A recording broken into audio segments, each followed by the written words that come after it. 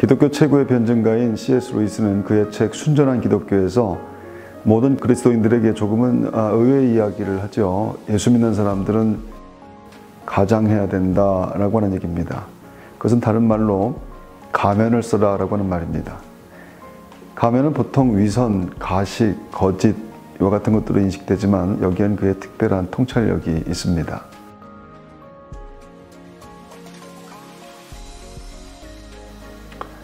다이어트 하는 사람들은 식사 전에 채소같이 살이 안 찌는 것을 주로 미리 먹는다고 하죠. 그러니까 당근이나 오이 같은 걸 사다 놓고 계속 토끼나 당나귀처럼 먹는 겁니다.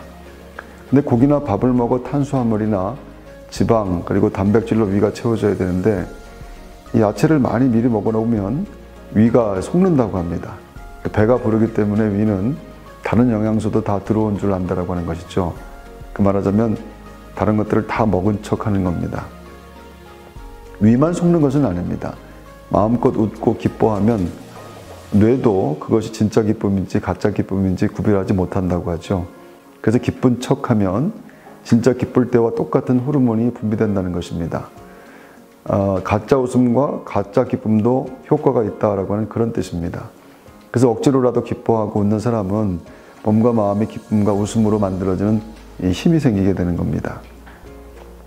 사실 이것은 반대로도 말할 수가 있는 것인데요. 예컨대 미리 재미없다, 별것 아니다, 관심 없다, 안 된다, 뭐 이렇게 말하는 것, 생각하는 것, 그러는 사람이 제일 어리석다라고 하는 겁니다.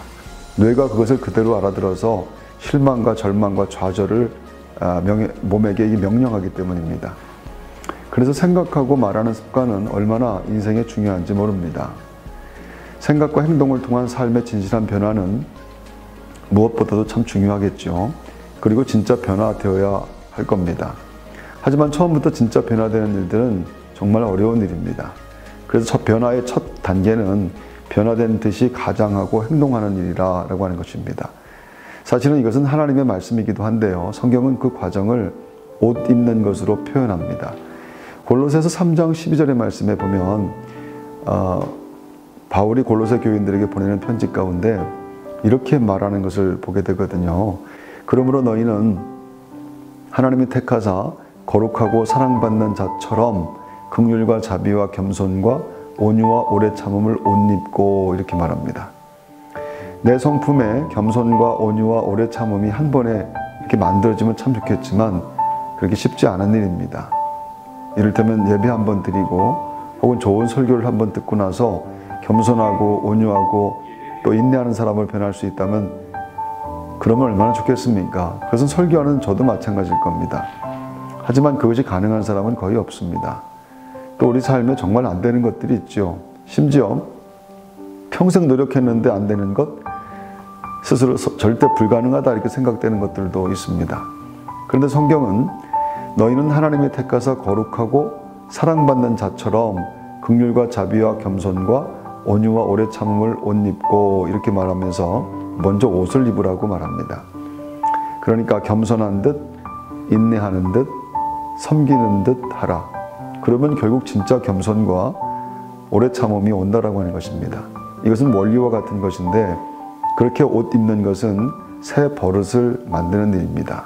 지금은 분명히 아닌데 자꾸 그런 척 하다 보면 그것이 버릇이 되고 버릇은 습관이 되며 습관은 어느덧 내 성품과 또 내 인생이 되는 것입니다.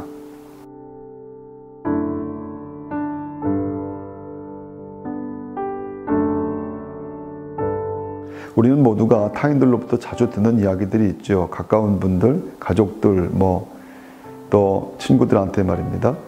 사는데 특별한 문제가 되는 것은 아닐 수 있어도 그것이 자꾸 부담이 되거나 불편한 일이라면 조금 생각해 보는 것이 좋습니다.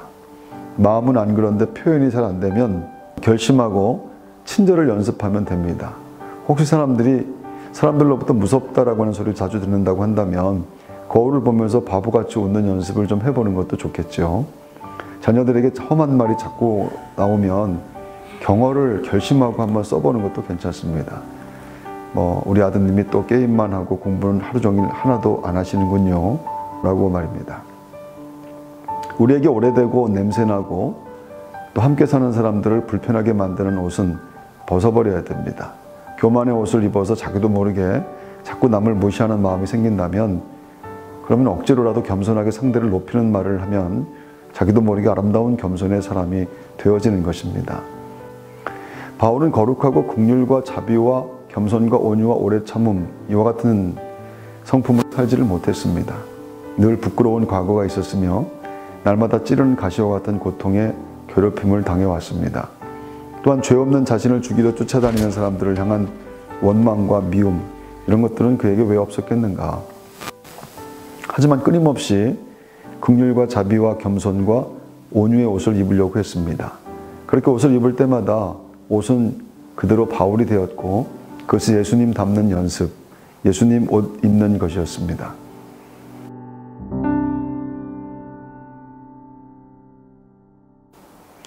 여러분, 자존심보다 귀한 것은 사랑입니다. 미안하다, 용서한다, 감사한다 이런 말은 생명을 살리는 말입니다. 세상에 1000만 번 더 들어도 기분 좋은 말은 사랑해라고 하지 않습니까? 1000만 번 말하고 들으면 정말 우리의 모든 삶은 또 우리의 모든 환경은 다 사랑이 되게 될 것입니다. 그분이 허물 많은 우리를 봐주셨습니다. 감히 하나님 전에 올 수 없었던 우리들인데 그분이 우리의 죄를 덮으셨고 그분이 허물 많은 우리들을 괜찮다, 괜찮다 말씀해 주십니다. 그것이 교회에 오는 성도들, 그게 교회 다니는 사람들, 예수님을 바라보며 사는 사람들 아니겠습니까?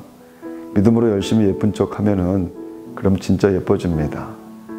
여러분 정말 이미 예쁜 사람들이지만 조금씩 더 예쁜 척 하다가 진짜 예뻐지는 사람들, 예수님 닮은 사람들이 우리 모두가 다 되어야 되겠습니다.